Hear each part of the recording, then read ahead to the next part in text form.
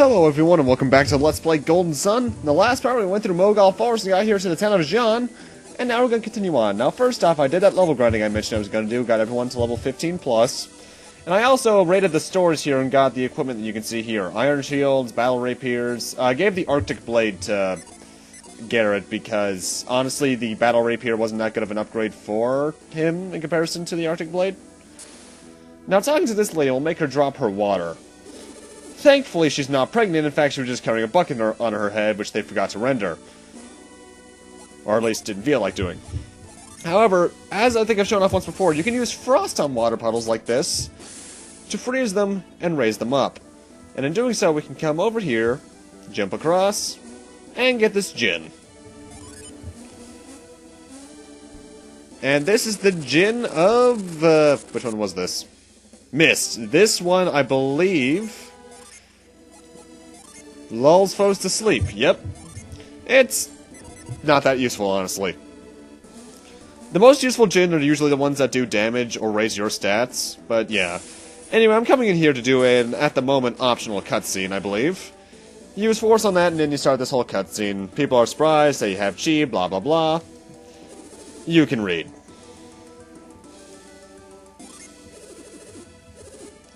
This guy's gonna tell his master, which is Master Feh, who's apparently in here,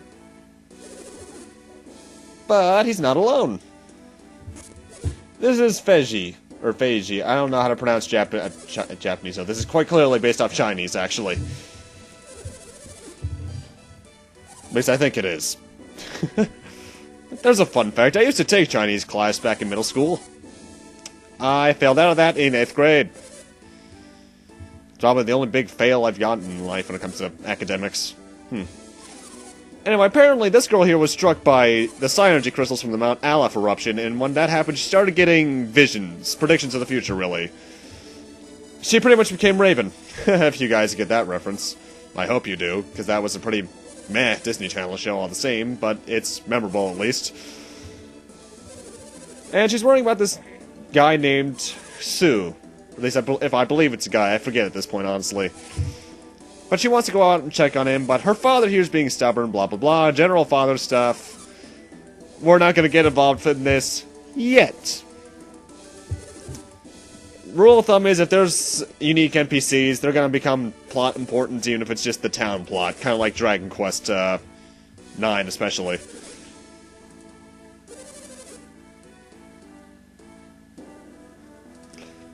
And now that that part's out of the way, this guy notices that the tree fell, they tell him that we did it. And we think we can use chi. When this is quite clearly, as NOONE told us back at Fuchin Temple, ki. And this guy actually picks up on the fact that those are different. And he's gonna go on a little rant explaining stuff, blah blah blah. I'll let you just read it, so I'll go over some stuff that's going on at the moment. So life's been good recently. Last night got a couple of games. Odin Sphere, which is pretty good so far, and The Bouncer, which I beat in one sitting. Man, that game is short. But my god, it looks good, and the soundtrack is pretty kick-ass. And Daredevil also came out 3 days ago. No, 2 days ago now. And we're 6 episodes in, and my god, it's so good. Honestly, I think the fact that they rated it TVMA made it a lot more possible to do a lot of more interesting stuff. And the fact that the fights are all choreographed and not CG makes it all the better.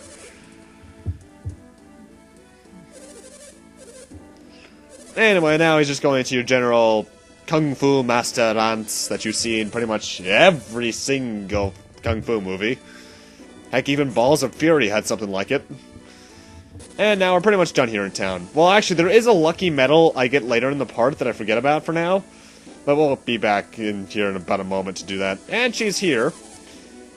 And she's gonna wish us luck on our journey. And she's hoping we go west. Before we go west, though, I want to head straight north. Why? You see, the thing is,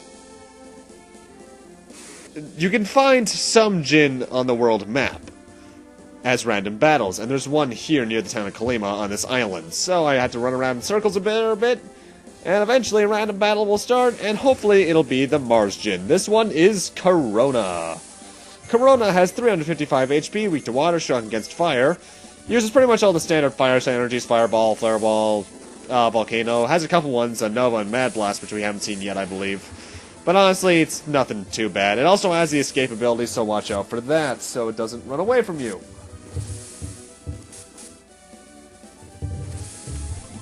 But not that bad.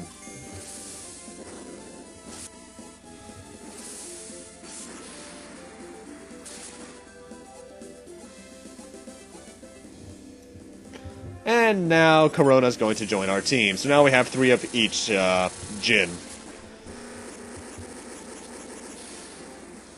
Corona... what does Corona do? Boosts party defense. That's pretty useful, actually. And now I go back for that lucky medal. It's right here. It's good to get as many of these as you can get, because they are fairly useful. Anyway, now we're going to take Fagiel's advice and head west along the dirt road. Whoa, hello there. And welcome to Alpine Crossing, and she apparently followed us. Apparently her vision came true because there's boulders blocking the way to the person that she wants to meet up with. So that's not good. And the fact that she can't really hear Sue's voice, which means he might be dead, or she might be dead, I forget. But anyway, first off, more importantly in my opinion, we can use frost on this puddle. I said use frost on this puddle to freeze it up. Well, you can see a chest there, but to get to it, we need to use growth on this little thing here.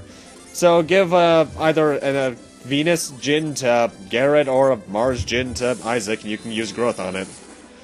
Yet again, use growth on it. Man, sometimes I will say, sometimes it's kind of picky as to where you have to be to use Psi Energy. And then just switch back to your Djinns, and you're all good.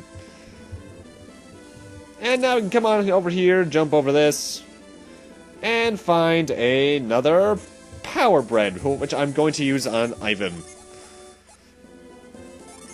Now, when it comes to the Djinn, as I mentioned before, you can get different classes depending on how you mix and match your Djinn. But to me, while there are some really good ones, I'll be mentioning some when we have all the Djinn, really. Especially towards the final battle. But honestly, the most useful ones to me are the ones when all the people have their respective Djinns. Like, Isaac has all the Venus Djinn and Vice, and so on and so forth. And welcome to the town of Altin. Now, this place, if you talk to all the people, is flooded, and you can quite clearly see it's flooded. And they're blaming these living statues, so we're going to see if we can do something about that. But first in here, we got a Psi Energy Crystal, which is always useful. Give that to Mia. Yeah, I usually like to have one kind of really good item on a person, like, Isaac has all the nuts, ironically, considering who the main character of the third game is.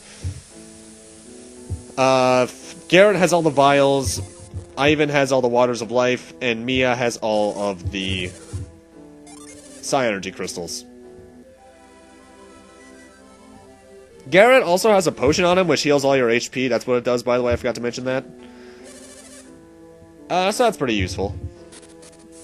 A lot of the enemies around here drop vials too, which is kind of broken if you ask me in terms of difficulty. Anyway, this is me forgetting where to go, but we need to head down here. What the? That's a dragon. A really slow dragon. Let's follow it into Altin Peak, which is more of a mine system than anything.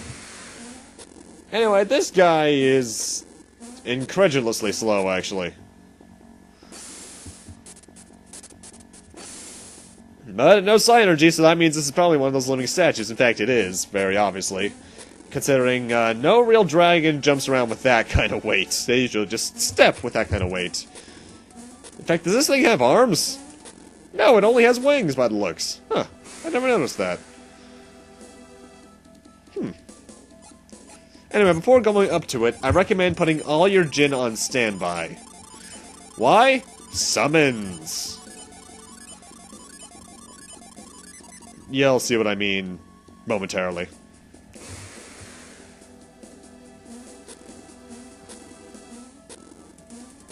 Can you move faster?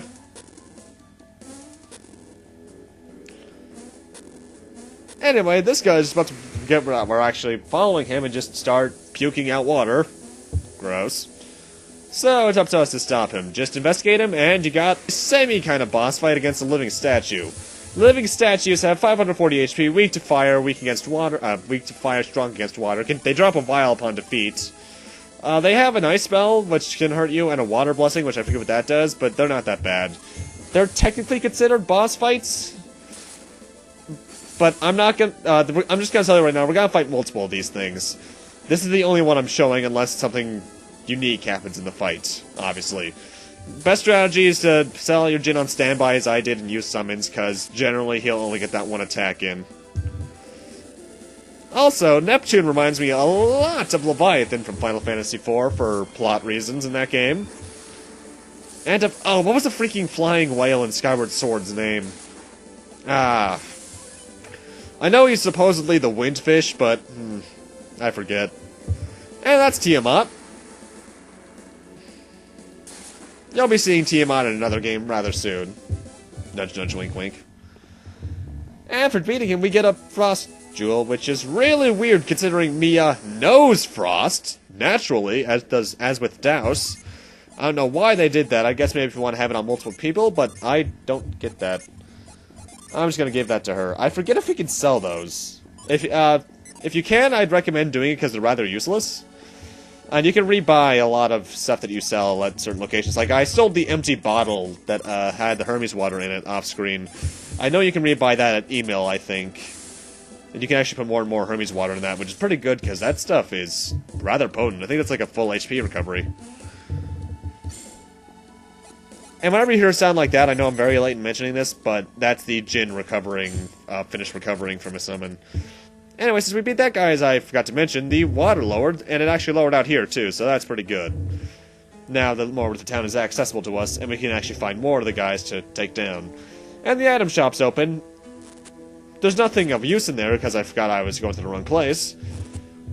Because in this house, in this barrel, if I can investigate it... Kyle, what are you doing? Investigate the barrel. There's a nut in the barrel.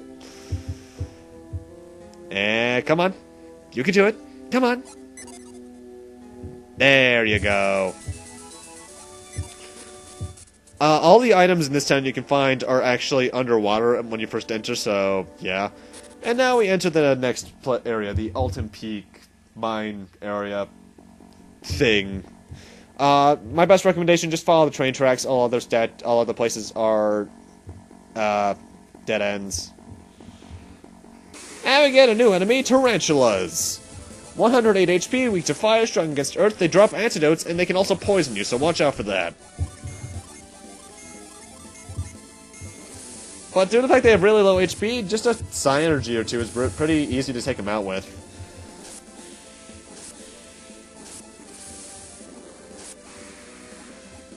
So that's pretty easy.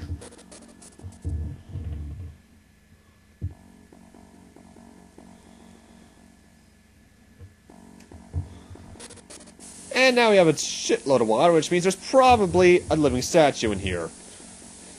If I was going the right direction.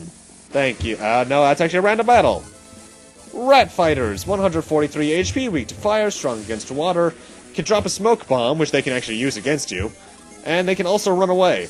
And besides that, they obviously have their physical attacks. Nothing that bad at all, really.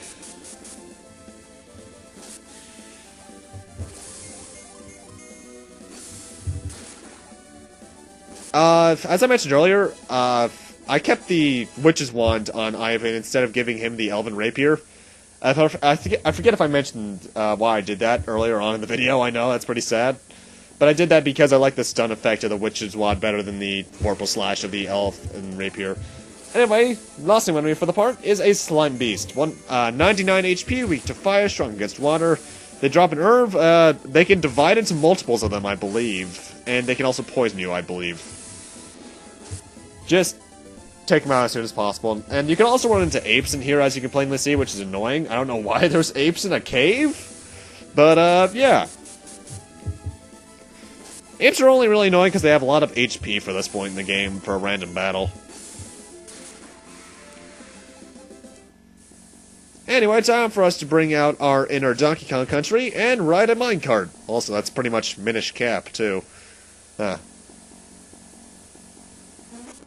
And doing this will get us over down to this little island down here after doing a Donkey Kong country jump, which has the next living statue, which, as I mentioned earlier, is the same fight. Put all your Djinn on standby, use summons, and I'll be cutting the fight out, because that's like a minute of stuff we've seen already that's pretty redundant. And he once again drops a vial, but we don't get another item for beating him this time. But with that, I'm going to need to end this off here. Thank you guys for watching, and in part 14 we'll be going out through the rest of Altin Peak and hopefully saving the town of Altin. See you guys then!